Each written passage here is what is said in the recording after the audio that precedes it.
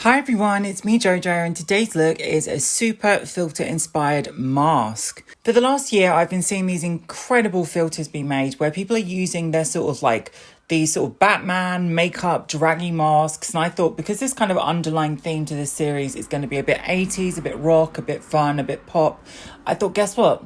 We'll do that one. There is a cacophony of seagulls outside my window and it's a lovely sunny day, so hopefully you won't mind that in the intro. But this was super fun. I was really excited to use greens and blues because I often use pinks and things that bring out my eye colour. So the opposite of this is normally my go-to. So fun. I enjoyed it. Definitely check out this video. I actually showed you the process of when I'm creating a look, which sometimes means taking things off, which I think is so important when you're doing makeup. There's so much online that just shows you the final result without going through the process, how you come up with the concept. So for me, it was a process of saying, okay, I'm going to try this texture. Did it work? No, let's try it again. And I did it. And here we go. All right, lovelies, please enjoy. So let's go in with the tutorial. So I am starting off by cleaning the eyebrows first.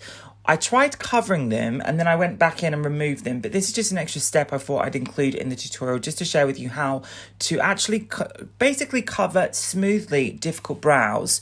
Now, as you can see, my brow hairs actually go down. They're not like these glamorous laminated brows at all. They are completely opposite, and that's what I've inherited in my family. So if I was to go in with the glue on its own, and this is an Elmer's glue, which is the classic for any queen, the way you do it is cleaning the oils of the face off first. So alcohol, or as we have in this COVID period of time, hand gels. Now I'm using the NYX, actually their set powder, it's gorgeous. I'm using that with a pad just to lay on top because it gives you coverage, and also what you want to do is you want to dry any residual glue. So I kind of skipped a few steps here, but basically you wait a minute or so. Now, I mixed up a kind of like a combo of the very pale concealer, the Don't Stop Concealer by NYX, with some of the blue eyeshadow that I actually crumbled up from the palette I received. And I wanted to basically lay down a colour that was almost like a watery sort of concealer base, similar to a face paint, but obviously made of concealer with a bit more grab. And what this will do is it will just give you an even out sort of situation to start building upon.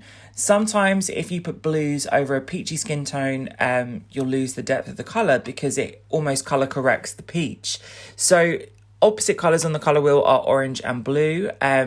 Obviously, orange does not involve blue. That's why they are complementary. And it just counters each other out sometimes. So I was starting to play with this look. And in my mind, what I was thinking of is I kind of wanted to do like a superhero mask, but I also wanted to give it a little bit of a nod to that kind of like 70s, 80s sort of rock band, like a T-Rex. I just wanted to give it something that had a little bit more of a character to. I kind of changed it as I was going on because I kept on thinking, how can I finesse this shape? How can I make it a little bit more? And I knew I wanted it to be big, but I also didn't want it to look like what the go-to look is, which is a cut crease. I think like it's so overdone now, and I think sometimes it's just a case of trying new things. So I'm going back in with some of that NYX eyeshadow, and as you can see, the blue just stands out so much better on top. If you actually use their eyeshadow base, you will get the same effect, but I wanted just to play with the concealer to start with. Now, I wanted the intensity of the blue to be in the middle of the face because when I was thinking about how I wanted this to really sort of stretch out, I was thinking, okay, I want this to almost be kind of like a peacock feather, like the eye of the peacock feather that's surrounded with those colourful plumage. I didn't know how I wanted it to shape because I knew with my eyes, I wanted to give myself a little bit of definition because I don't have a very strong cut in my eyes. So when I actually look straight at the camera, I don't have that clear eyelid shape, so I have to construct that somewhat with the makeup. And when I was doing this tutorial for the first time, and this is basically like the underpainting, which I would call the draft version of the makeup, it was all about just trying to get that shape right. So I started to use more of a petrol blue with a bit of green mixed in, and with a big fluffy brush, I was just laying the colours together just to get a vibe of what I wanted. And I really, really, really enjoyed using these NYX colours because they really did blend. They worked fantastically together, and I thought also it was an interesting concept for me to try because from my history of archive on YouTube, I don't have anything in this colour spectrum. So it was such a nice thing for me to do because of all the creative looks I've done in my real life, not necessarily have made it onto the internet. Now, when you're blending some greens into the blues, the trick for me is to pat don't swipe, because you're going to actually lose the intensity of the pigment. And I wanted to go in with this apple green, which is another colour that I kind of mixed from a couple of shades. I used a yellow and I used a blue, and I kind of crushed them up to get this green, because I'm a bit of an arty person, as you can probably see.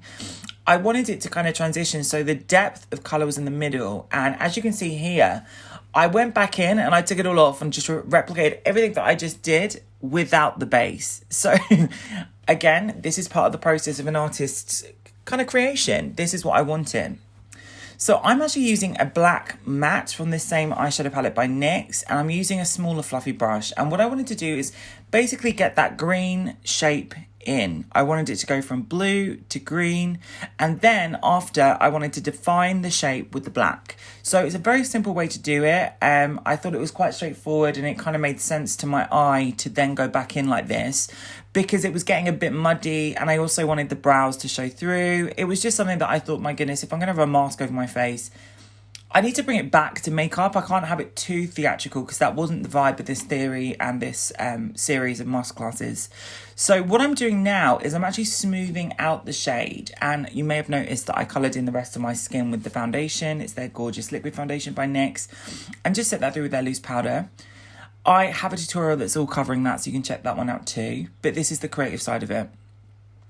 So I'm going through the crease area, and as you can see, I'm using that petrol green just to kind of define the shape. And I wanted to go back to that sort of inverse peacock eye, and I wanted to connect it even into the lower eyelid. So I'm almost exaggerating the size of my eye.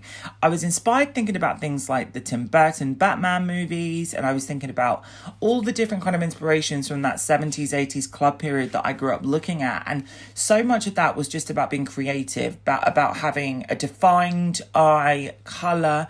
And a lot of the products that were actually used back in the day were unconventional, because you couldn't buy intense eyeshadows, you couldn't buy intense colours, you couldn't change your hair colour that easily, wigs weren't accessible, you couldn't buy white foundations. So a lot of it was face paint, and you couldn't be as precise. I think a lot of Instagram trends at the moment consist of actually creating makeup just for a picture, and I actually like to have a little bit of a character to my looks.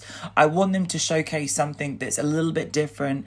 I want them to showcase something that has a story to them, and I also want them to really define a character's sort of identity. For me, this character is all about being mysterious, kind of using a mask to not hide but to express.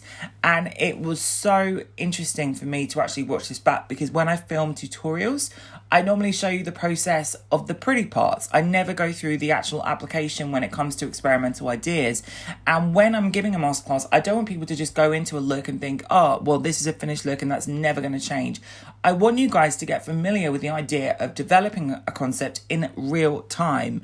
Don't think that you've got to get it right every single time, because you can take the makeup off. That's the beauty of makeup. It washes off. So for me, it was all about building that intensity in the middle. It was about stretching the colour out to the side of the face. And now I'm going in with the brows just to define the brow area slightly.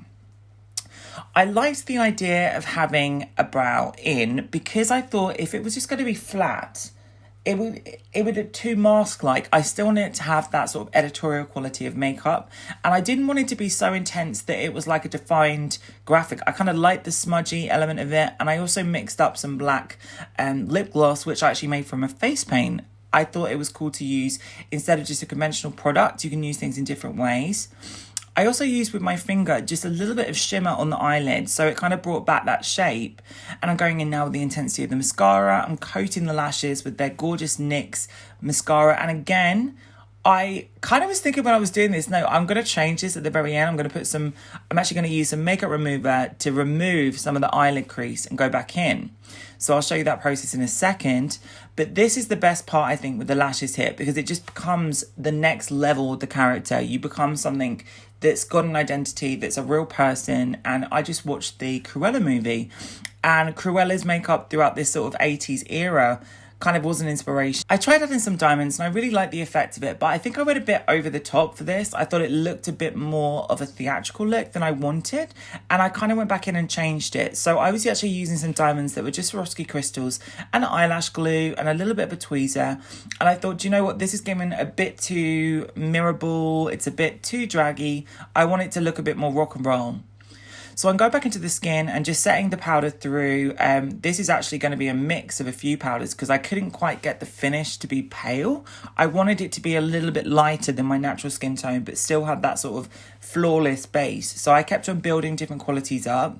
And at the very, very, very end, I added some white on the crease and I took off a couple of the diamonds. And this is the finished look. Thank you so much everyone that watched this video. Check out NYX. They send me all the gorgeous products I used. Thank you Retrieve, and see you in my next video.